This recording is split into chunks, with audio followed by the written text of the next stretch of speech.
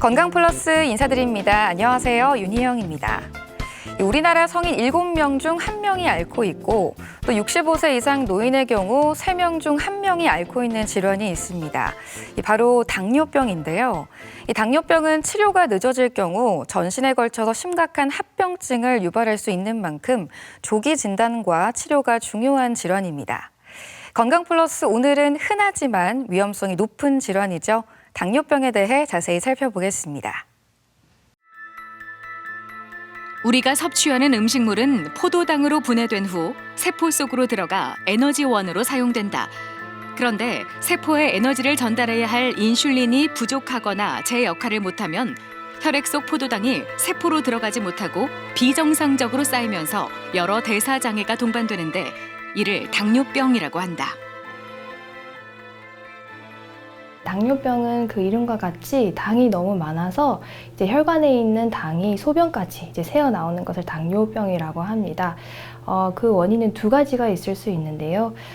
인슐린이 없거나 아니면 인슐린 저항성 때문에 인슐린이 제 역할을 하지 못해서 이제 혈액에 있는 당이 높아서 생기는 질환이라고 보시면 됩니다. 당뇨병은 그 자체로는 생명이나 일상에 큰 위협이 되지 않는다. 하지만 당뇨병을 방치해 혈당을 제대로 조절하지 않으면 다양한 합병증으로 이어지는데 장기간 고혈당 상태가 유지되면 인체의 크고 작은 혈관이 손상되는 것은 물론 심한 경우 생명까지 이를 수 있다. 오늘 TV 주치에서는 한국인의 만성질환, 당뇨병에 대해 자세히 알아본다. 네, 오늘 도움 말씀 위해 건양대학교 병원 내분비내과 우신영 교수 나오셨습니다. 교수님 안녕하세요. 안녕하세요. 네. 교수님, 오늘 주제가 이제 당뇨병입니다. 이 당뇨병의 경우 중장년층에서는 굉장히 많이 발생을 하고 있지만 요즘에는 또 젊은 층에서도 많이 발생을 하고 있어서 젊은 당뇨라는 또 별명이 붙을 정도로 전 세대에 걸쳐서 굉장히 흔한 질환이 당뇨병이더라고요. 우선 이 당뇨병 어떤 질환일까요, 교수님? 네, 당뇨병이랑 이제 쉽게 말씀을 드리자면 저희가 이제 식사를 하게 되면 위장관에서 소화된 후에 그게 이제 포도당으로 바뀌어서 혈액 속으로 흡수가 되게 됩니다. 그래서 혈액 내 포도당이 몸속으로 들어가기 위해서는 인슐린이 필요한데요. 인슐린이 제대로 분비되지 못하거나 분비되어도 제 역할을 잘 못할 때 몸 세포 안으로 흡수되지 못하고 혈액 속에 그대로 남아 혈당 농도가 올라가게 되고 소변으로 넘쳐 나오게 되면서 이런 병적인 상태를 저희가 당뇨병이라고 부르게 됩니다. 네. 말씀해 주신 대로 인슐린이 제대로 분비되지 못하거나 인슐린이 있어도 제대로 역할을 하지 못하는 경우를 당뇨병이라고 이야기를 해주셨는데요. 그만큼 인슐린은 우리 몸에서 굉장히 중요한 역할을 할 것 같아요, 교수님. 어떤 역할을 좀 할까요? 네, 맞습니다. 저희는 인슐린을 고마운 일꾼이라고 부르게 되겠는데요. 고마운 일꾼이요? 네. 그 이유는 이제 혈당에 있는 이제 당을 세포 안으로 넣어주는 열쇠 같은 역할을 하게 되는데요. 저희가 인슐린이 없거나 또는 이제 이 고마운 일꾼들이 많지만 제 역할을 잘 하지 못할 때 이제 인슐린 저항성이 있다고 말을 하게 됩니다. 그래서 쉽게 설명을 드리자면 건강한 사람한테는 인슐린 하나가 예를 들어서 혈당 10개를 세포 안에 넣어줄 수 있다고 네. 말을 하자면 당뇨가 있는 분들은 인슐린 1개로 혈당 5개도 이제 세포 안에 못 넣는 그런 상태를 인슐린 저항성이라고 부르게 됩니다. 네. 말씀해 주신 대로 인슐린은 우리 몸에서 정말 중요한 역할을 하는데요. 그런데 이 당뇨병은 사실 해마다 좀 증가하는 추세잖아요. 이게 어느 정도로 좀 많이 증가를 하고 있을까요, 교수님? 2000년에는 1억 7,700만 명이었는데요. 25년 후인 지금은 약 4배 정도 증가한 것을 볼 수가 있고요. 네. 우리나라 또한 당뇨병 환자 수가 12배 이상 증가한 것을 확인을 할 수가 있습니다. 네, 그래서 국내 자료도 확인을 해보시면 한국인 성인 당뇨병 유병률이 꾸준하게 증가하는 것을 확인을 할 수가 있습니다. 그리고 그 중에서도 20대에서 40대의 청년 이제 당뇨인들이 점차 늘어나고 있고요. 올해는 이제 2.2% 청년의 2.2% 약 30만 명이 이제 당뇨로 진단되었다고 하고 있습니다. 네. 지난 20여 년간 당뇨병 환자 수가 12배 이상 증가를 했다고 말씀을 해주셨는데 그만큼 흔해지기도 한 질환이고 위험성이 높아진 질환이 아닐까 싶습니다.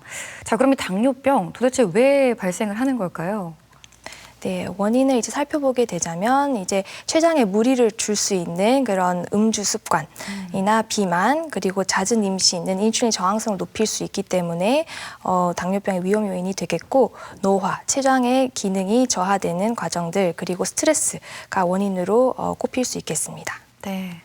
뭐 여러 가지 원인을 설명해 주셨지만 지금 원인을 살펴보면 진짜 오랜 기간에 걸쳐서 좀 올바르지 못한 식생활 습관들이 만들어낸 결과가 아닐까 하는 생각도 좀 들어집니다. 자, 근데 당뇨병은요, 이 환자가 스스로 좀 자각을 못한다고 들었어요. 증상이 어떻길래 자각을 좀 못하는 편일까요? 네, 당뇨병의 3대 증상은 다음, 다식, 다뇨라고 알려져 있는데요. 우선 이제 혈액에서 당이 높은 경우에 소변으로 빠져나가게 되는데 물을 몸에 있는 수분도 함께 이제 소변으로 배출이 되면서 탈수 증상이 생기게 됩니다. 따라서 목이 마르게 되고 물을 더 많이 마시기 때문에 또한 소변도 더 많이 보게 되는 그런 현상이 나타나게 됩니다. 하지만 이러한 현상들이 나타나지 않고서도 당뇨병이 발병을 할 수는 있습니다. 이 당뇨병 증상으로 다음, 다식, 다뇨 세 가지를 말씀을 해주셨고 또 무증상인 경우도 있다고 말씀을 해주셨는데요. 자, 그럼 이런 분들은 조금 더 내 몸 컨디션을 잘 살펴봐야 합니다. 위험인자를 가지고 계신 분들도 있잖아요. 어떤 분들이 계실까요? 네, 위험인자는 당뇨병의 가족력이 있는 분들, 그리고 비만한 사람들, 그리고 나이가 45세 이상, 또는 이제 내당장애 또는 공복혈당의 장애에 과거력이 있는 경우, 고혈압이 있는 경우, 이상지혈증이 있는 사람, 그리고 임신성 당뇨병을 앓았던 경우가 되겠습니다. 네. 그러니까 대사질환을 가지고 계신 분들이라면 위험인자에 더 잘 속할 수 있다라고 좀 이해를 하면 되겠네요. 네, 맞습니다. 네, 이렇게 뭐 여러 가지 위험인자에 대해서도 좀 살펴봤는데 아까 교수님께서 이 당뇨병은 인슐린이 아예 분비되지 못하거나 분비가 되어도 제대로 역할을 잘 수행하지 못하는 경우가 있다고 이야기를 해주셨거든요. 그렇다면 종류가 나뉜다고 이해를 해도 괜찮은 걸까요? 네, 맞습니다. 그래서 당뇨병은 크게 1형 당뇨병 그리고 2형 당뇨병으로 나뉘게 되는데요. 1형 당뇨병은 자가 면역성 또는 원인 불명의 이유로 인슐린이 아예 분비되지 못하는 상태를 뜻하는 거고요. 치료는 인슐린 하나가 되겠습니다. 1형 당뇨병이라는 게 잘못 알려진 표현이긴 하지만 소아당뇨병이라고도 많이들 부르시잖아요. 그런 네. 경우에 해당한다고 봐도 괜찮을까요? 네, 대부분은 소아에서 발생하기는 하지만 노인에서도 요즘은 갑작스런 췌장의 베타세포 파괴 등은 이제 갑작스럽게 1형 당뇨로 발병을 할 수가 있기 때문에 꼭 소아에만 국한되지는 않을 수 있습니다. 그럼 제 1형 당뇨병이라는 건 아까 말씀해 주신 고마운 일꾼이 나오지 않는 경우인 거네요. 네, 맞습니다. 네. 자, 그럼 2형 당뇨는 어떤 걸까요? 네, 2형 당뇨병은 인슐린이 분비되기는 하는데 인슐린의 저항성 때문에 그 분비된 인슐린이 제대로 역할을 하지 못하는 상태를 말하게 됩니다. 임신성 당뇨병, 이건 어떤 건가요, 교수님? 네, 임신성 당뇨병도 요즘 들어서 많이 늘고 있는 추세인데요. 이것은 저희가 임신을 하게 되면 태아에게도 당을 공급하기 위해서 당이 많이 분비가 되기 시작하는데요. 그러면서 인슐린 저항성 또한 많이 올라가게 됩니다. 그래서 임신 중에 일시적으로 보이는 이제 인슐린 저항성 상태를 임신성 당뇨병이라고 말하게 됩니다. 네. 자, 이렇게 당뇨병을 세 가지로 크게 한번 좀 나눠봤는데요. 자, 그렇다면 당뇨병의 진단은 어떻게 좀 이루어질까요? 네, 진단은 이제 여러 가지 방법들이 있을 수 있는데요. 첫 번째는 공복혈당이 되겠고요. 두 번째는 식후 2시간 혈당, 그리고 세 번째는 당화혈색소가 되겠습니다. 그래서 공복혈당이 126을 넘어가면 당뇨병으로 진단을 할 수가 있겠고요. 2시간 혈당도 200이 넘어가면 진단이 가능합니다. 그리고 정상은 이제 공복혈당이 100 미만이고 2시간 혈당은 140 미만을 정상으로 부르게 되는데요. 그 사이에 있는 수치들은 저희가 공복혈당 장애 또는 내당능 장애라고 부르게 됩니다. 네. 근데 교수님, 공복혈당이랑 2시간 혈당만으로는 사실 당뇨병이라고 확실히 진단을 내리기가 어려워서 당화혈색소라는 걸 검사를 하잖아요. 이게 어떤 건지 좀 설명을 해주실 수 있을까요? 네, 세 번째는 이제 당화혈색소가 되겠는데요. 당화혈색소가 6.5 이상이면 이제 당뇨병으로 진단이 가능한데요. 이 수치를 저희가 중요하게 보는 이유는 그때그때 상황에 따라서 다를 수 있는 혈당과는 달리 이 3개월치 평균을 이제 반영하는 수치이기 때문에 저희는 이제 진단할 때 그리고 당뇨 조절 정도를 확인할 때 중요하게 보고 있는 수치가 되겠습니다. 네. 자, 이렇게 당뇨병의 여러 가지 또 진단 방법까지 살펴봤는데요. 이 당뇨병은 사실 일반적인 질환의 접근법보다도 조금 다르게 접근을 해야 한다고 들었습니다.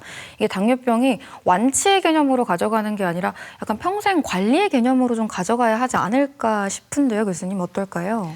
네, 맞습니다. 저희가 당뇨를 진단되는 순간 췌장 기능은 이제 30% 정도가 없다고 보는 게 맞기 때문에 이게 빨리 치료를 받아서 빨리 췌장 기능을 회복하게 되면 완치의 개념도 있을 수는 있겠지만 대부분의 분들은 이제 평생 관리해야 되는 그런 상태로 이어진다고 보시면 되겠습니다. 네. 결국 뭐 당뇨병의 목표는 혈당을 좀 관리하는 부분이 가장 크지 않을까 싶어요, 교수님. 네, 맞습니다. 모두 합병증들이 이제 고혈당으로 인해 발병하는 것이기 때문에 일단은 1차적으로는 혈당을 낮추는 게 중요하겠습니다. 치료 목표는 당뇨병에 의한 합병증 발생과 그 진행을 예방하는 데 있습니다. 네. 자, 당뇨병은 진짜 완치의 개념보다는 관리의 개념으로 접근을 해야 한다라고 이야기를 해주셨는데 그럼 당뇨병은 어떻게 좀 관리를 해야 좋을까요? 네, 우선은 대사 이상의 교정이 필요하겠고요. 혈당의 정상화, 그리고 아까 말씀드렸던 3개월치의 평균을 나타내는 당화혈색소의 정상화, 그리고 정상 혈중 지질의 유지가 중요하겠습니다. 그 이유는 지질이 높은 경우에 인슐린 저항성이 악화될 수 있기 때문에 지질 또한 관리가 필요하겠고 정상적인 혈압 유지도 중요하겠고 표준 체중의 유지, 그리고 급성 만성 합병증의 예방 및 치료가 필요하겠습니다. 네, 이렇게 관리법까지 좀 살펴봤는데요. 사실 이 관리를 가정에서도 우리가 혈당 체크를 좀 하잖아요, 교수님. 이 혈당 체크는 좀 어떻게 해보면 좋을까요? 네, 사실은 하루에 이제 공복 그리고 식전 식후 모두를 할 수 있으면 좋겠습니다만 그렇게 할 수 있는 경우가 사실은 많이 없기 때문에 네. 저희가 번갈아 가면서 공복 그리고 매 끼니마다 식후 혈당을 한 번씩 제도로 권고를 드리고 있습니다. 그래서 예를 들어서 첫째 날에는 공복 한 번 하고 아침 식후를 잰 경우 그 다음 날은 이제 점심 식전, 점심 식후를 재보시고 그 다음 날은 저녁 식전, 저녁 식후 이런 식으로 끼니마다 번갈아 가면서 한 번씩 재는 거를 권고드리고 있습니다. 끼니마다 매번 하는 것도 이것도 정말 쉽지 않을 것 같아요. 요즘에 뭐 연속 혈당 측정기 이런 것도 좀 잘 나와 있지 않나요, 교수님? 네, 맞습니다. 그래서 1형 당뇨인 경우에는 이제 보험이 되시기 때문에 꼭 착용하시는 것을 권고를 드리고 있고 2형 당뇨병 같은 경우에는 아직 아쉽게도 보험 기준이 되지는 않지만 심한 경우에는 그래도 한두 달 정도는 착용하는 것이 혈당 조절에 도움이 되기 때문에 권고드리고 있는 상태입니다. 네, 말씀해 주신 대로 진짜 혈당을 조절하는 게 가장 큰 목표이고 중요하지 않을까 싶은데요.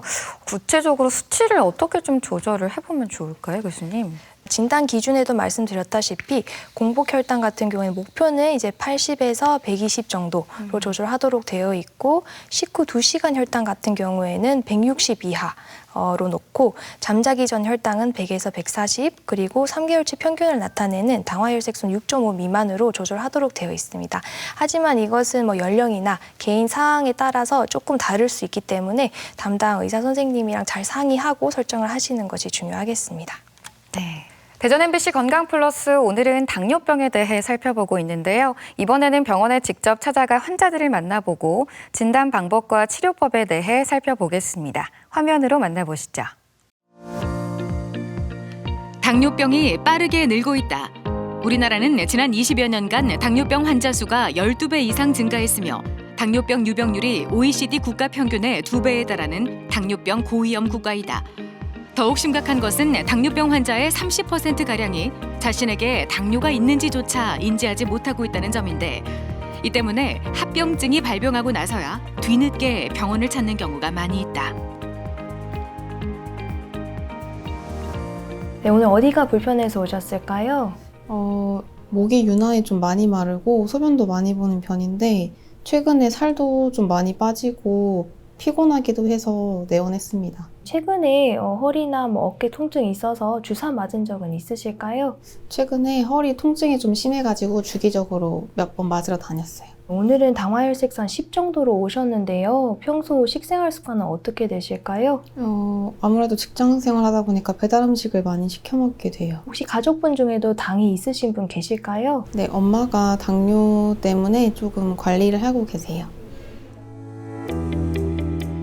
당뇨병은 뚜렷한 증상을 느끼지 못할 수도 있지만 소변을 자주 보거나 갈증이 심해지고 피로감, 체중 감소 등의 증상이 나타나면 당뇨병을 의심해봐야 한다. 또한 스테로이드 주사를 맞을 경우 인슐린 저항성이 높아져 혈당이 크게 올라 조절이 어려워질 수 있다. 이 환자분은 이제 통증 때문에 스테로이드 주사를 여러 번 맞았던 분이 되겠고요. 그로 인해서 혈당이 올라가게 된 경우가 되겠습니다. 혈당이 많이 높을 때는 빨리 인슐린 치료를 받아서 빨리 낮추는 것이 필요합니다. 한번 인슐린 치료를 시작했다고 해서 평생 받아야 되는 것은 아닐 수도 있기 때문에 필요할 때 적절한 치료를 잘 받는 것이 중요하겠습니다. 당뇨병이 의심되면 소변 검사를 통해 요당과 단백뇨의 유무를 확인하고 합병증 여부를 조기에 진단할 수 있다. 또한 혈액 검사로 쉽게 진단할 수 있는데 공복 혈당이 126mg/dl를 초과하거나 공복 상태가 아닐 때 임의로 측정한 혈당이 200mg/dl를 초과하면 당뇨병으로 진단한다. 네, 오늘은 이제 검진에서 당뇨가 처음으로 진단돼서 오셨는데요. 혹시 다른 약 드시는 거 있으실까요? 고지혈증 약이랑 혈압약은 제가 지금 먹고 있습니다. 예전에도 혹시 검진에서 당이 좀 높게 나온 적이 있으실까요? 당뇨 전 단계라고는 얘기를 들었었는데요. 약을 먹을 정도라고는 아니라고 들었습니다. 당뇨약은 안 드시고 싶다고 하셨는데 혹시 특별한 이유가 있으실까요? 주변에서 얘기를 들어보면 당뇨약을 처음 먹기 시작하면 평생 먹어야 된다는 얘기가 있어서 솔직히 겁이 납니다. 당뇨병 치료는 식사요법이나 운동요법으로 시작하며 그럼에도 혈당이 조절되지 않을 때 약물요법을 진행한다. 혈당 조절 상태에 따라 경구 혈당 강화제를 복용하거나 인슐린 주사를 함께 사용할 수 있다. 특히 초기에 약물요법을 시행하면 합병증 예방에 효과가 높다. 이 환자분은 이제 당뇨 초기로 이제 의뢰가 되신 분이 되겠는데요. 초기라고 하더라도 췌장의 기능은 40%가 없는 것이기 때문에 앞으로 췌장을 보존하기 위해서 당뇨약을 꾸준히 잘 드시는 게 중요하겠습니다. 대부분의 분들이 당뇨약을 처음 시작하면 평생 드셔야 된다는 불안감이 있으실 텐데요. 그것은 항상 그렇지는 않기 때문에 당이 높을 때는 낮추는 치료가 필요하겠습니다. 그리고 이 외에도 혈압이나 이제 고지혈증으로 약을 드시고 계실 텐데요. 그 약을 드시는 이유도 당뇨약을 드시는 이유와 같습니다. 다 혈관 질환을 예방하기 위함이기 때문에 당뇨약도 같이 꾸준히 잘 드시는 것이 중요하겠습니다. 당뇨병을 초기에 치료하지 않으면 혈관을 지나는 모든 곳에 다양한 합병증이 생길 수 있다. 대표적인 합병증으로는 당뇨 망막병증을 들 수 있는데 당뇨병으로 인해 눈의 망막 혈관이 손상되고 시력 저하가 일어날 수 있다. 또한 당뇨로 인해 콩팥 손상이 심해지면 콩팥에서 노폐물이 배설되지 않아 만성 심부전에 이를 수 있으며 혈액 투석을 해야 할 수도 있다. 당뇨병은 사실은 처음 진단되셨을 때는 특별한 불편감을 못 느끼십니다. 어디 통증이 있는 것도 아닙니다. 하지만 이게 5년, 10년 방치되었을 경우에 혈관에 합병증이 잘 생기게 됩니다. 그런 합병증들은 생명을 위협할 수도 있고요. 한번 생기면은 그걸 치료할 수 있는 약이 많지는 않습니다. 그래서 악화되는 것을 억제할 수는 있지만 완전히 없앨 수는 없기 때문에 처음 진단되셨을 때부터 관리를 잘 하셔야 됩니다. 당뇨병으로 진단을 받아도 초기인 경우 생활 습관을 개선하는 것만으로도 치료가 가능하다. 또한 최근에는 젊은 층에서도 당뇨병이 발병하는 만큼 정기 검사가 필수인데 누구도 피해갈 수 없는 당뇨병. 규칙적인 운동과 건강한 식습관, 적정 체중 유지만이 확실한 예방법이다.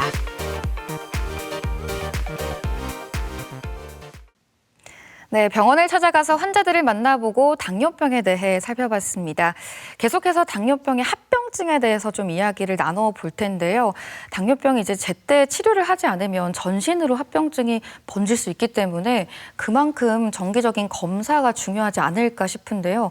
검사도 되게 여러 가지를 해야 한다고 들었어요, 교수님. 네, 맞습니다. 그래서 합병증 예방을 위한 정기 검사가 검사에 대해서 하나씩 이제 풀어서 설명을 드리도록 하겠습니다. 이제 우선은 흉부 엑스레이 검사를 1년에 한 번 정도 하도록 되어 있는데요. 그 이유는 이제 당뇨가 이제 혈관의 질환이라고 해도 과언이 아닐 정도인데요. 그 심장, 심부전이 잘 올 수 있기 때문에 심장이 커져 있는지 안 커져 있는지 확인을 하기 위해서 우선 흉부 엑스레이를 찍게 되고요. 두 번째는 이제 복부 초음파는 이제 간이랑 이제 췌장을 확인하게 되겠는데요.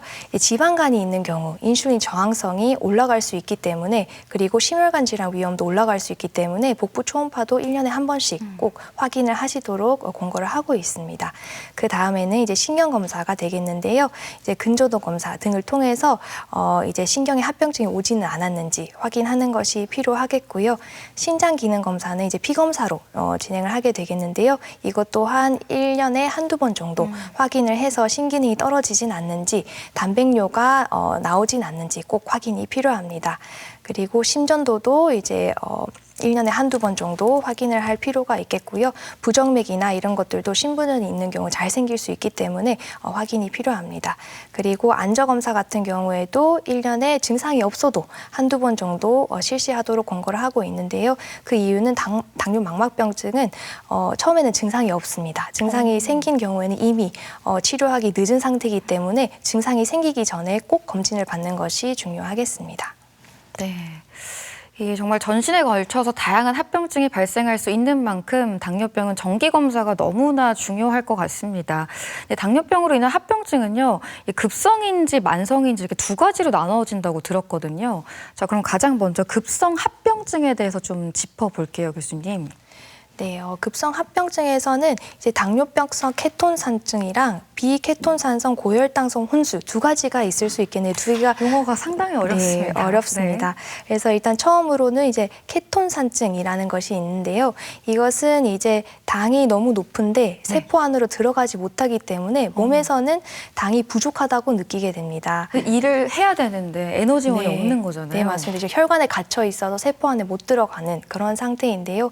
그런 경우에는 당이 없다 보니까 지방이나 근육을 분해하게 되는데 그러면서 분해하면서 이제 발생하는 그런 부산물이 케톤이 되겠습니다. 케톤, 네. 네, 이 케톤은 이제 산증을 띠고 있어서 저희 몸 안은 이제 적절한 이제 산 농도를 유지를 하고 있는데 케톤산이 증가하게 되면 우리 피가 산성으로 바뀌면서 여러 가지 세포 대사에 이상을 불러일으키게 됩니다. 네.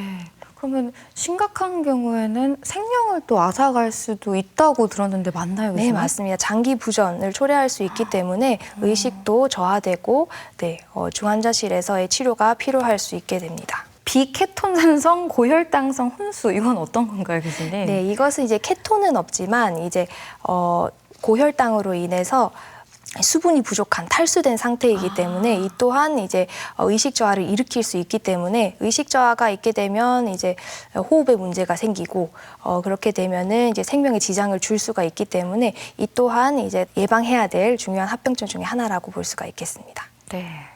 급성 합병증 중에 이제 고혈당이 하나고 다른 하나는 이제 저혈당이라고 말씀을 해주셨는데 이거는 어떤 경우일까요, 교수님? 네, 저혈당 같은 경우에는 이제 과도하게 인슐린이 들어가거나 이제 약을 이제 과도하게 섭취하게 됐을 때 이제 저혈당이 올 수가 있겠는데요. 이 또한 이제 의식의 저하가 올 수 있고 저혈당이 오면서 쓰러지면서 이제 두부 외상 같은 것도 발생을 할 수가 있기 때문에 저혈당도 꼭 피해야 될 급성 합병증 중 하나가 되겠습니다. 네, 저혈당도 상당히 좀 무서운 것 중에 하나인데 저혈당은 그럼 왜 발생을 하는 걸까요, 교수님? 네, 보통은 이제 췌장에서 인슐린 분비 기능이 좋지 않은 분들은 췌장에서 글루카곤이라는 이제 당을 올려주는 호르몬도 같이 분비가 되는데요.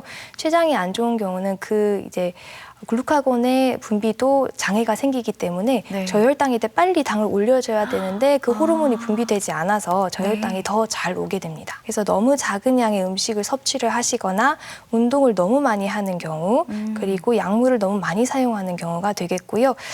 대표적인 경우는 이제 식사를 잘 못 하시는데도 당뇨약은 그대로 줄이지 않고 계속 유지하는 경우가 되겠습니다. 네, 약물을 너무 많이 사용한 경우 이 경우는 어떤 경우인 걸까요? 네, 그래서 당이 조절이 되면 약물을 좀 줄여야 되는 경우도 생기는데요. 네. 간혹 가다가 피 검사를 안 하시고 같은 약을 1년째, 2년째 똑같이 타서만 드시는 분들이 계신데요. 그런 분들은 주기적으로 피 검사를 해서 호전이 되는 경우에는 이런 저혈당을 좀 일으킬 수 있는 약물을 좀 제거하고 약물 조절 다시 받아야 되는 경우가 있습니다. 네. 자, 이렇게 저혈당의 원인에 대해서도 좀 살펴봤는데, 자, 그럼 저혈당으로 나타날 수 있는 증상들도 좀 여러 가지가 있잖아요. 대표적으로 어떤 것들이 있을까요? 네, 이제 저혈당 같은 경우에는 떨림, 그리고 불안, 두근거림, 두통, 불안정, 그리고 혼수, 최악의 경우 홍수까지 갈 수가 있는데요. 보통 식은땀이 좀 날 수도 있고요. 조금 어지러운, 당이 좀 떨어지는 그런 증상을 느끼게 됩니다. 네. 이런 저혈당 증상을 좀 알아둬야 저혈당이 왔을 때 대처하는 법도 좀 알 수 있지 않을까 싶은데, 저혈당의 대처법에는 어떤 게 있을까요, 교수님? 네, 저혈당의 치료는 만약에 의식이 있으신 경우는 혈당 측정까지 하면은 제일 좋고요. 우선은 휴식을 취하고 활동을 하지 않도록 하시고 10에서 15g 정도의 순수 당질을 섭취하는 것이 중요하겠습니다. 사탕 같은 경우에는 3, 4개, 음료수나 주스는 반컵. 이제 초콜릿도 나와 있는데요. 사실 초콜릿은 지방이 좀 있기 때문에 조금 더 천천히 오릅니다. 그래서 초콜릿보다는 사탕이나 음료수, 꿀 같은 것이 조금 더 선호되기는 합니다. 그리고 나서 10에서 15분 뒤에 혈당을 다시 측정을 해서 저혈당이 호전되는지도 한번 확인을 하시는 게 중요하겠습니다. 네. 밖에서 저혈당이 갑자기 일어나면 아까 말씀해 주신 대로 두부 외상이 올 수도 있기 때문에 저혈당 가지고 계신 분들은 사탕 한 3, 4개 정도는 가방 속에 구비하고 다니시는 게 좋은 예방법이 되지 않을까 싶습니다. 자, 이렇게 급성 합병증에 대해서 좀 살펴봤고요. 다음으로는 장기적으로 이어지는 만성 합병증에 대해서도 좀 자세히 살펴보겠습니다. 만성 합병증 어떤 것들이 있을까요? 네, 크게 2가지로 나뉠 수가 있는데요. 미세혈관 그리고 대혈관이 있겠습니다. 미세혈관은 이제 생명에 지장을 주지는 않겠지만 삶의 질을 현저하게 떨어뜨리는 그런 원인이 되겠고요. 신증이라고 해서 이제 콩팥의 기능이 점차적으로 저하되는 것을 볼 수가 있습니다. 그래서 최악의 경우에는 투석까지 갈 수가 있겠고요. 네, 이제 망막도 이제 실핏줄로 이루어지고 있는데요. 당뇨가 있는 경우 이 당으로 인해서 신생혈관, 쓸데없는 작은 얇은 혈관들이 많이 만들어지면서 그것들이 나중에 터지기 시작합니다. 그러면은 이제 시력 저하가 오고 망막병증이 생기게 되고요. 이제 신경병증 같은 경우에는 이제 신경에 당이나 이런 독소 물질들이 축적이 되면서 신경병증도 같이 발생을 해서 손발 저림 증상이라든지 이제 장기에도 기능 이상이 오는 그런 상태가 되게 됩니다. 그리고 대혈관 같은 경우에는 이제 생명을 지장을 줄 수 있는 이제 합병증이 발생하게 되겠는데요. 심혈관 같은 경우에는 이제 심근경색, 심장 혈관이 꽉 막히는 그런 경우가 되겠고, 뇌혈관 같은 경우에는 뇌졸중 또는 이제 뇌출혈 등의 합병증이 일어날 수가 있겠습니다. 그 말초혈관 같은 경우도 이제 다리에 있는 혈관이 이제 막히거나 또는 이제 염증이 생기거나 그런 이제 합병증들이 발병을 할 수가 있습니다. 네. 자, 이렇게 미세혈관과 대혈관에 발생할 수 있는 합병증을 간략하게 좀 짚어봤는데요. 삶의 질을 좀 많이 떨어뜨릴 수 있는 미세혈관 합병증에 대해서 사진을 보면서 조금 더 자세히 설명을 들어볼게요, 교수님. 네. 그래서 만성 신부전증의 대표적인 원인이 되겠는데요. 투석 환자의 3분의 1 이상이 이 당뇨 합병증으로 인해서 발병한다고 보시면 되겠습니다. 그리고 당뇨 망막병증은 비외상성 실매의 가장 흔한 원인이 되겠습니다. 그리고 가장 흔한 이제 신경학적인 합병증은 동통, 감각 이상 그리고 신경마비가 되겠고요.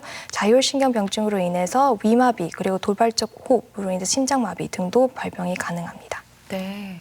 좀 사진에서도 볼 수 있지만 발 쪽에도 저렇게 좀 증상이 나타나잖아요, 교수님. 왜 발에 저렇게 나타나는 걸까요, 교수님? 네, 발은 보시다시피 심장에서 가장 먼 부분이기도 하고요. 혈관이 점점 더 얇아집니다. 그래서 순환이 잘 안 되는 그런 특징을 가지고 있고요. 그리고 이제 감각이 무뎌지기 때문에 상처가 난다고 하더라도 모르고 이제 지나칠 수가 있습니다. 그런 경우에는 이제 발에 상처가 나서 방치되는 경우도 많고 이제 당이 높기 때문에 상처가 잘 안 아물기도 합니다. 그래서 당뇨발 같은 경우에는 이제 다리 절단 등으로 이제 이어지는 경우도 간혹 있습니다. 아, 진짜 이게 혈관 질환이에요. 혈관이 혈액이 끈적해지다 보니까 발로 가는 그 미세 혈관까지 다 막혀버리면 저런 증상이 나타나서 자각을 못하니까 계속해서 증상이 커지게 되겠네요. 상당히 좀 무서운 질환인 것 같습니다. 이 미세혈관에 발생할 수 있는 합병증을 살펴봤는데요. 지금부터는 대혈관에 발생할 수 있는 합병증에 대해서도 살펴보겠습니다. 아까 교수님이 생명을 앗아갈 수도 있는 합병증이라고 말씀을 해주셨는데요. 어떤 것들이 있을까요? 네, 첫 번째로는 이제 뇌혈관 출혈이 있을 수가 있겠고요. 두 번째로는 이제 뇌혈관이 막히는 뇌졸중이 있을 수가 있습니다. 그리고 이제 심근경색이나 심부전 등이 있을 수 있습니다. 심부전은 이제 심장이 펌프 기능을 제대로 하지 못해서 물이 차서 이제 퉁퉁 붓는 그런 증상을 말하는 건데요. 네. 이런 경우에 숨도 차고 폐에도 영향을 줄 수가 있기 때문에 이런 경우도 사망률이 올라가게 됩니다. 그리고 이제 관상동맥이 이제 막히게 되면은 이제 심장이 또 혈액을 네. 공급하는 동맥이죠. 네. 그래서 심정지가 잘 올 수가 있습니다. 혈관이 막히게 되면은. 위쪽에 보이는 CT 사진일까요, 교수님? 저건 어떤 상태를 말하는 걸까요? 이 폐 사진을 네네네. 보시면은 이제 왼쪽은 이제 정상이 되겠고 오른쪽은 이제 심부전이 있는 상태로 심장이 정상보다 커진 것을 확인을 할 수가 있겠습니다. 네. 아래쪽에는 머리 사진인 건가요? 네, 뇌혈관. 여기는 뇌출혈이 되겠고 하얀 부분은 뇌혈관이 터진 부분이고요. 그리고 이제 오른쪽에는 이제 뇌혈관이 막힌 부분이 이제 검게 변한 것을 확인을 할 수가 있습니다. 네. 정말 합병증 너무 무섭습니다. 삶의 질을 떨어뜨리는 것부터 심각한 경우는 이제 생명을 앗아갈 수 있는 만큼 이런 무서운 합병증이 오지 않도록 조기에 관리를 하고 또 치료를 하는 게 가장 중요하지 않을까 싶은데요. 당뇨병의 치료법은 어떤 게 있을까요, 교수님? 네, 당뇨병의 치료는 크게 세 가지 축으로 나뉠 수가 있는데요. 식사요법으로 인해서 당 스파이크가 오지 않게 이제 1차적으로 이제 당을 안정화시키는 그런 식사요법이 중요하겠고, 운동요법으로 인해서 이제 당을 많이 소비할 수 있게 근육을 많이 만들어서 평소에도 운동을 하지 않아도 근육이 당을 많이 소모할 수 있게 도와주는 운동요법이 있겠고, 세 번째로는 이제 약물요법으로 인해서 이제 당을 혈당을 낮추는 그런 치료 방법들이 있겠습니다. 네, 이 세 가지 요법이 잘 병행이 돼야 할 것 같은데 가장 먼저 이제 식사요법부터 구체적으로 어떻게 실천을 해야 하면 좋을지 좀 설명을 해주실까요, 교수님? 네, 적절한 열량을 섭취하는 것이 중요하겠고요. 이것은 이제 체중이 이제 늘어나게 되면 지방 세포들이 많아지면은 인슐린 저항성이 올라가기 때문에 적절한 체중을 유지하기 위해서 적절한 열량을 섭취하는 것이 중요하겠고, 규칙적인 식사를 통해서 생체 리듬을 잘 유지하시는 것이 중요하겠습니다. 네. 이 식이 조절과 더불어서 또 운동도 빼놓을 수 없을 것 같은데요. 당뇨병 환자들이 하면 좋을 만한 운동에는 어떤 게 있을까요? 네, 유산소 운동이랑 근력 운동 두 가지가 있겠는데요. 유산소 운동은 그때 당시에 높은 혈당을 낮춰주는 효과가 있고요. 네. 근력 운동은 아까도 말씀드린 것처럼 근육을 증가시켜서 이제 평소에도 가만히 계실 때도 이제 근육이 이제 당을 소모할 수 있도록 이제 몸을 만들어 놓는 과정이 되겠습니다. 그래서 운동 시간 같은 경우에는 30분에서 60분 정도 추천을 드리고 있고, 당뇨인들은 되도록이면 식후 30분에서 1시간 사이에 하면은 이제 식후 혈당이 조절이 잘 되기 때문에 식후에 할 것을 권고드리고 있습니다. 네.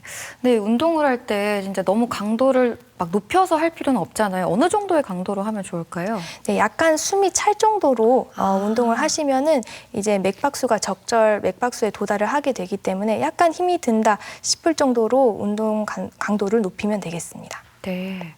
그리고 또 당뇨병 환자들은 운동할 때도 주의가 좀 필요하잖아요. 어떤 점들을 좀 생각하면서 운동을 하면 좋을까요? 네, 운동 시 주의점은 이제 심장병 고위험 인자를 가지고 있는 경우, 미세혈관 질환이 있는 경우, 그리고 말초혈관 질환이 있는 경우가 되겠는데요. 이런 경우에는 이제 격하게 운동을 할 경우에 이제 발바닥에 이제 상처를 입거나 그럴 가능성이 있기 때문에 주의를 요하겠고, 운동으로 인한 신체 손상, 관절염이라든지 골다공증이 이제 당뇨가 있는 경우에 조금 더 심할 수 있기 때문에 이런 신체 손상도 예방을 하시는 것이 중요하겠습니다. 그리고 저혈당에 대한 대비도 필요해서 운동 후에 지연 저혈당을 대비해서 간단한 간식이라든지 그런 것들을 챙겨서 운동을 가시는 것이 중요하겠습니다. 네, 이렇게 운동 시 지켜야 할 주의사항에 대해서도 좀 살펴봤는데요.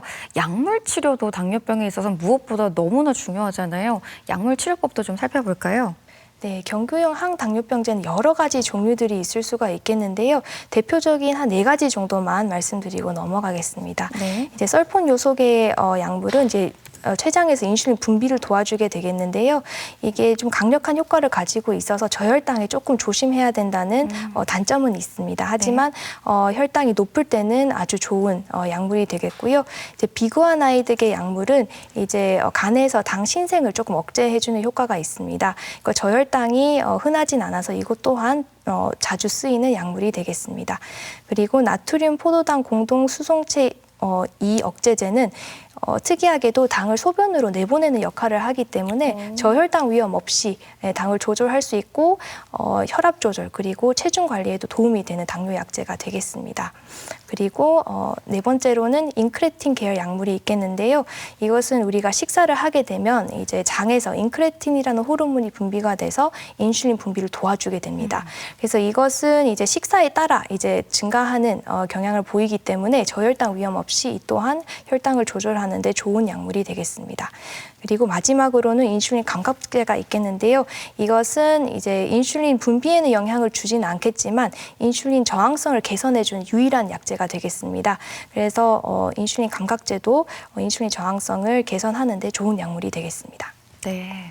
자, 그런 다음에 인슐린도 가장 중요한 요소 중에 하나라고 말씀을 해주셨잖아요. 인슐린은 뭐 주사로 좀 투여를 하죠, 교수님? 네, 맞습니다. 인슐린도 여러 종류가 있겠는데요. 이제 속효성이라고 해서 식후 혈당을 조절하는 것이 속효성이 되겠습니다.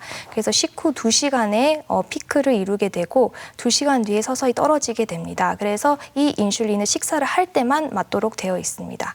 그리고 두 번째는 지속형 인슐린이 되겠는데요. 이것은 24시간 정도 지속적으로 혈당을 조절하기 때문에 식사와 관계없이 하루에 같은 시간에 한 번씩 맞으면 되겠습니다. 그리고 세 번째는 혼합형이 되겠는데요. 이것은 이제 속효성이랑 지속형이 섞여 있는 경우도 있습니다.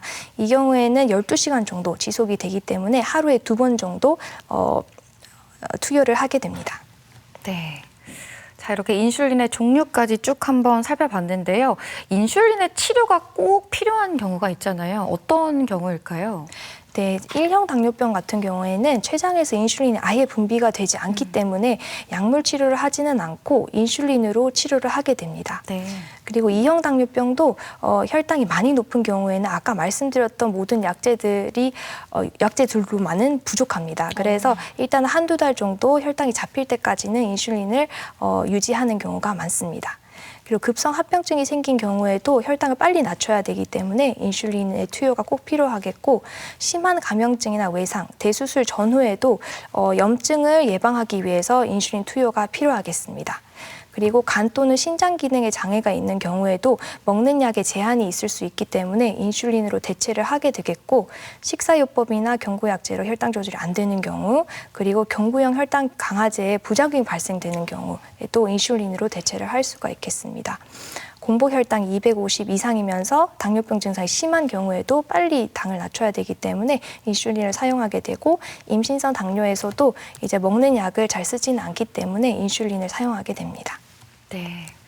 자, 이렇게 당뇨병의 치료법까지 좀 쭉 살펴봤는데요. 아까 이제 교수님께서 말씀해 주셨던 뭐 식이나 운동, 약물 치료 외에도 꼭 지켜야 하는 부분이 있다고 들었습니다. 어떤 것들을 지키면 좋을까요? 네, 당뇨병과 술 그리고 담배가 되겠는데요. 네, 술은 열량은 있지만 필수 영양소가 없는 공허한 칼로리라고 하는 영양적 결핍을 가지고 있습니다. 그리고 일시적으로는 저혈당을 일으키게 되지만 저혈당이 지난 시점에서는 오히려 당을 조금 더 많이 섭취하게 되기 때문에 결과적으로는 이제 체중 증가로 이어지게 됩니다. 그리고 저혈당, 젖산 혈증 유발을 하게 되겠고 최대 허용량 같은 경우에는 위스키, 소주 2잔, 그리고 맥주는 3홉 정도가 되겠습니다. 당뇨병 치료의 가장 중요한 목적이 이제 혈관 합병증 예방이 되겠는데요. 이제 담배 같은 경우에는 동맥 경화를 촉진합니다. 혈관이 조금 더 딱딱하게 되고 니코틴 성분이 혈관 수축 작용을 하고 혈관 질환을 악화하기 때문에 당뇨가 있는 분들은 이제 담배를 조금 더 줄이거나 이제 끊는 것이 필요하겠습니다. 네. 그리고 또 많은 분들이 이제 불안한 마음에서 여러 가지 민간요법을 좀 의존하시기도 하잖아요. 저도 뭐 들어본 이야기 중에 뭐 누에 번데기가 좋다, 뭐 이런 이야기 들어보고 홍삼이 좋다, 이런 뭐 건강식품 이런 것들을 굉장히 좀 많이 의존을 하시는데 이게 어느 정도 효과가 있을까요? 어떨까요? 네, 정답을 말씀드리자면 아무도 모릅니다. 아. 그 이유는 대규모 연구를 한 적이 없기 때문이고요. 네. 앞으로도 대규모 연구는 이런 식품 가지고는 할 수가 없을 것입니다. 그래서 작은 이제 연구들에서는 효과를 보였을 수 있을지는 모르겠지만 그의 안정성이라든지 효과는 입증된 바가 없기 때문에 이런 것을 뭐 해볼 수는 있겠으나 이것도 이제 약물요법을 이제 받는 상태에서 추가적으로 조금씩 해볼 수는 있겠으나 그 효과를 만큼의 효과를 기대하기는 좀 어려울 것 같습니다. 네, 당뇨병 치료에서는 아까 말씀드렸던 그 세 축, 식사요법, 운동요법, 그리고 약물요법이 주된 치료가 되겠습니다. 네, 뭐 여러 가지 민간 요법들이 있기는 하지만 아까 교수님께서 말씀해주신 식사, 운동, 약물 세 가지를 병행하는 게 가장 좋다라고 정리를 해주셨습니다. 대전 MBC 건강플러스 오늘은 당뇨병에 대해 살펴보고 있는데요. 이번에는 이와 관련된 오해와 진실을 OX로 풀어보겠습니다. 자, 먼저 첫 번째 질문인데요. 소변에서 당이 나오면 무조건 당뇨병이다. O일까요? X일까요? 세모입니다. 세모요? 네. 네. 당뇨병이 있다고 하더라도 소변으로는 나오지 않는 경우가 있겠고요. 염증이 있거나 이제 다른 신장 질환이 있어도 소변에서 당이 검출될 수는 있습니다. 그래서 당이 나온 경우에는 당뇨병 검사를 한 번쯤은 해보실 수는 있겠지만 꼭 소변에서 당이 나온다고 해서 모두가 당뇨병이라고 할 수는 없겠습니다. 네. 자, 이어서 질문 드립니다. 단 음식을 자주 먹으면 당뇨병에 걸리기 쉽다. O일까요? X일까요? 이것도 세모입니다. 네. 아무래도 이제 당 음식을 많이 드시게 되면은 췌장에 무리가 가서 당뇨로 이어지는 경우가 많겠지만 단 음식만 많이 먹는다고 해서 꼭 당뇨병이 오는 거는 아닙니다. 자, 그리고 이 질문을 많은 분들이 또 궁금해하실 것 같습니다. 당뇨약은요, 한 번 먹으면 평생 먹어야 한다. 진짜 평생 먹어야 할까요? O일까요? X일까요? 이것도 세모입니다. 그 당뇨의 원인을 완벽하게 제거할 수 있는 경우에는 완치의 개념도 있기는 합니다. 하지만 쉽지는 않습니다. 당뇨약을 처음 한번 드셨기 때문에 평생 드셔야 되는 것이 아니고 당을 낮춰야 되기 때문에 계속 드셔야 되는 것이어서 다른 방법으로 당을 낮출 수 있다면은 당뇨약을 꼭 평생 드셔야 하는 것은 아닙니다. 네. 자, 이어서 질문 드리겠습니다. 당뇨 환자는 과일을 먹으면 안 된다. O일까요? X일까요? 세모입니다. 이것도 세모요. 네, 이것에 대해서 조금 헷갈려 하시는 분들이 많이 계실 텐데요. 그 이유는 특정 과일들이 당뇨 예방 효과는 있다고 알려져 있습니다. 하지만 이미 당뇨가 걸린 경우에는 이제 당 섭취를 어느 정도 조절을 해야 되기 때문에 아예 드시지 말라고는 하진 않겠지만 적절 용량을 드시는 것이 중요하겠습니다. 네. 마지막 OX 질문 드립니다. 저혈당은 고혈당보다 덜 위험하다. O일까요? X일까요? X입니다. X. 오히려 저희는 저혈당이 더 위험하다고 말씀을 드립니다. 그 이유는 갑자기 쓰러지실 수 있고 갑자기 사망으로 이어질 수 있고 그리고 저혈당이 반복적으로 발생하는 경우 치매나 여러 가지 인지기능 장애로도 이어지기 때문에 저혈당이 항상 더 위험하다고 설명을 드리고 있습니다. 네. 자, 이렇게 당뇨병과 관련된 오해와 진실을 OX로 풀어봤고요. 계속해서 시청자 여러분께서 남겨주신 궁금증도 풀어보겠습니다. 첫 번째 시청자 질문인데요. 이 당뇨병 환자에게는 믹스커피가 좋지 않다고 들었습니다. 그러면 아메리카노는 괜찮을까요? 하고 물어오셨는데요. 어떨까요, 교수님? 네, 저희는 괜찮다고 보고 있기는 합니다. 사실 카페인이나 이제 커피가 일시적으로는 이제 코티졸이라는 스트레스 호르몬을 증가시켜서 혈당을 좀 높인다는 연구 결과도 있지만 장기적으로 봤을 때는 커피에 있는 주 성분들이 이제 인슐린 저항성을 좀 낮춘다는 연구 결과도 있어서 적당한 섭취는 괜찮다고 설명을 드리고 있습니다. 네. 자, 이어서 두 번째 시청자 질문 드립니다. 이 당뇨병을 앓고 있는 환자에게 식이섬유가 좋다고 들었는데요. 식이섬유가 어떤 도움을 주는지 알고 싶습니다 하고 물어오셨거든요. 어떤 점들이 좋을까요? 네, 식사를 하게 되면 이제 당이 오르게 될 텐데요. 그 당을 조금 더 완만하게 오르게 도와주는 것이 식이섬유가 되겠습니다. 그래서 소화되는 시간을 조금 더 늘림으로써 당 상승을 조금 억제해주는 효과가 있습니다. 네. 자, 이렇게 두 번째 시청자 질문까지 잘 들어봤습니다. 끝으로 당뇨병에 대해서 이제 꼭 기억해야 할 점을 한마디로 요약을 해볼 텐데요. 당뇨병은 네모다. 네모안을 좀 채워주신다면요? 네, 당뇨는 지친 췌장입니다. 지친 췌장이다. 왜일까요, 교수님?